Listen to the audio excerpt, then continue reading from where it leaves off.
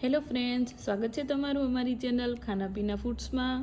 તો આજે આપણે બનાવીશું મમરાની એકદમ નવી અને ઝટપટ બની જાય તેવી મસ્ત રેસીપી। એટલે કે આજે આપણે બનાવીશું મમરા અને ચોખાના લોટથી મેંદુવડા। તો ચાલો હવે આપણે તેને બનાવવાનું ચાલુ કરીશું।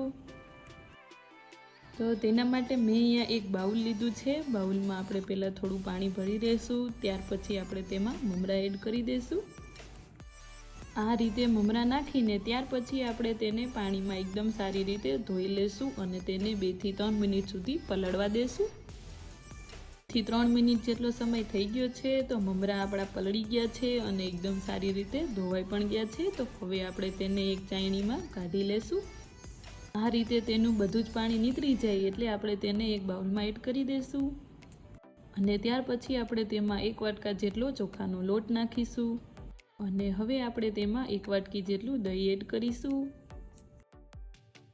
અને ત્યાર પછી તેમાં તીખાશ માટે થોડી લીલી મરચી એડ કરીશું અને 1 ચમચી જેટલું આખું જીરું નાખીશું અને સ્વાદ પ્રમાણે મીઠું નાખીશું। આ બધી જ વસ્તુ બાઉલમાં એડ કરીને ત્યાર પછી આપણે તેને એકદમ સારી રીતે મિક્સ કરી લેશું। આપણે લોટ બાંધીએ એ રીતે આપણે તેને મિક્સ કરી લેશું। આ રીતે બેટરને મિક્સ કરતી વખતે બેટર તમને થોડું કઠણ લાગે તો તમે 2 થી 3 ચમચી જેટલું દહીં એડ કરી શકો છો। આ રીતનું બેટર તૈયાર કરી લેવાનું છે।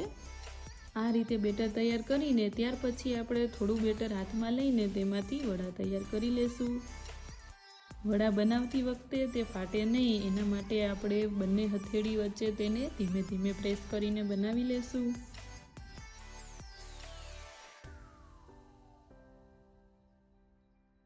આ રીતે આપણે બધા જ વડા તૈયાર કરી લેશું અને ત્યાર પછી તેલ ગરમ થાય એટલે આપણે તેને ફ્રાય કરી લેશું। વડા ફ્રાય કરતી વખતે ગેસની ફ્લેમને આપણે મીડિયમ ટુ લો રાખવાની છે। આ રીતે તેને ફેરવીને બંને બાજુથી આપણે ફ્રાય કરી લેશું। તમે જોઈ શકો છો આપણા વડા એકદમ ગોલ્ડન બ્રાઉન કલરના થઈ ગયા છે। તો હવે આપણે તેને પ્લેટમાં કાઢી લેશું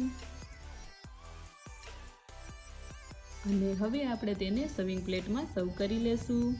તમે જોયું ને મેંદુવડા બનાવવા કેટલા સહેલા છે। તો તમે એક વખત આ રીતે જરૂરથી ટ્રાય કરજો। વડાને આપણે ગરમા ગરમ સાંભર અને નારિયેળ ચટણી સાથે સર્વ કરીશું।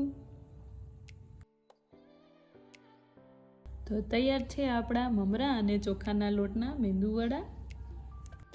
જો ક્યારેય તમારી પાસે ટાઈમ ઓછો હોય અને તમારે ઝટપટ નાસ્તો બનાવવો હોય તો તમે આ રેસીપી જરૂરથી ટ્રાય કરી શકો।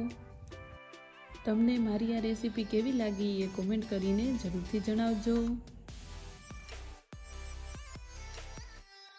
જો તમને મારી આ રેસીપી ગમી હોય તો વિડીયોને લાઇક, શેર અને ચેનલને સબસ્ક્રાઈબ જરૂરથી કરજો।